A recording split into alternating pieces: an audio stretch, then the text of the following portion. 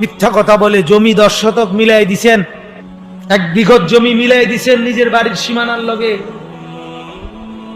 আপন ভাইয়ের জমি, চাচার জমি, ভাতিজার জমি, চাচতো ভাইয়ের জমি কি মিলাই দিছেন?